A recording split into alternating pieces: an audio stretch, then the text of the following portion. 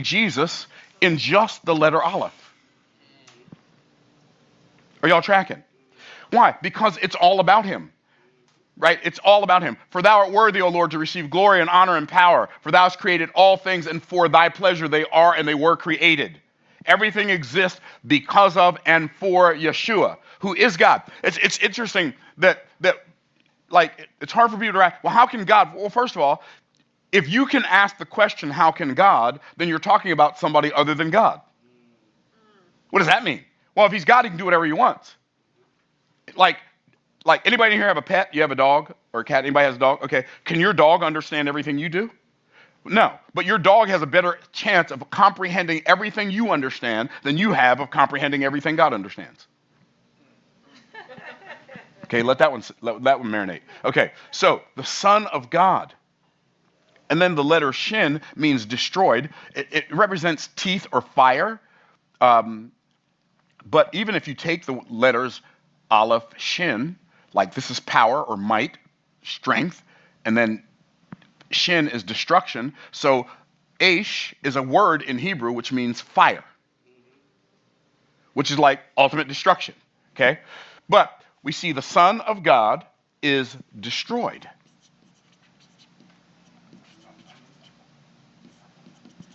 Yod is a hand with his hand, and then Tav is a cross or a covenant. In fact, the ancient symbol for Tav was that. This is the modern Hebrew version, but that's the ancient symbol. So it's a cross or a covenant. So if you look at covenant, the first word in the Bible, Breshit, is telling us the whole story. Wow. The Son of God is destroyed by his own hand, with his hand, on a cross for our covenant. That's the first word. We haven't even gotten to the second word yet. Okay, so now I'm gonna write bara. I'm gonna write it again just because it'll be faster. So Breshit, we already got that one.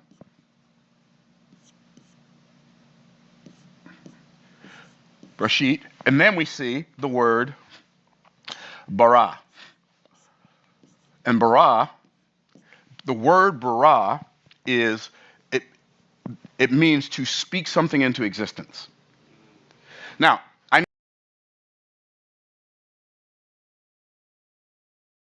there are a lot of popular preachers and a lot of popular gurus who say you can speak things into existence. I am here to let you know they are all wrong. Why? Because the only person in the Bible that ever bara'd anything is God. Because to bara means to speak something into existence out of nothingness. To make something out of nothing. But he did more than make something out of nothing. God made everything out of nothing. Bara. Now, it's interesting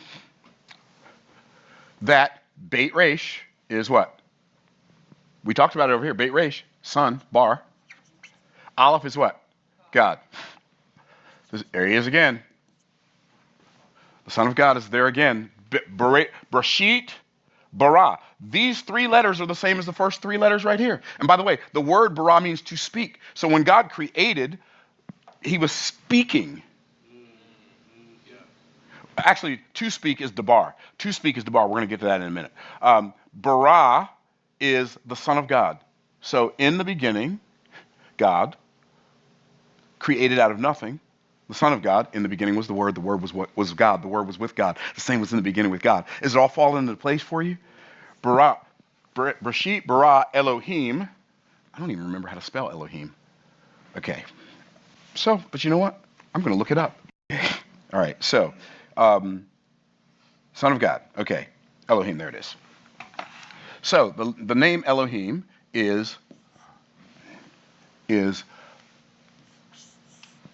Aleph Lamed. By the way, Aleph Lamed. This is the letter that represents God. This is the shepherd's crook. So God is the strong shepherd. Okay? The Lord is my shepherd. I shall not want. He maketh me to lie down in green pastures. In fact, okay, I'm not gonna chase rabbits. I want to chase rabbits so bad. Okay. Elohim. This is hay. This is a hay. It's a container with an open window, which means behold. Hey! Just like you say to somebody, hey! Okay? And then Yod, and then Mem. Okay, so that is Elohim. Bereshit bara Elohim, and then this amazing word that has no English translation, that's left out of all the English translations because they don't have a word for it. It's the word et. Et is such a beautiful word, and what it means, it points to the direct. It points to the direct object. But the letter Aleph Tav, this is the first letter in the Hebrew alphabet. That's the last letter in the Hebrew alphabet. This is the Aleph and the Tav. This is the A and the Z. This is the first and the last. This is the beginning. This is the end. This is the Alpha. This is the Omega. Et. Now, I want you to notice that et is Bereshit bara Elohim et. In the beginning was the Word. Who, by the way, who is the beginning and the end? Who is the first and the last? Who is the Alpha and the Omega? Jesus.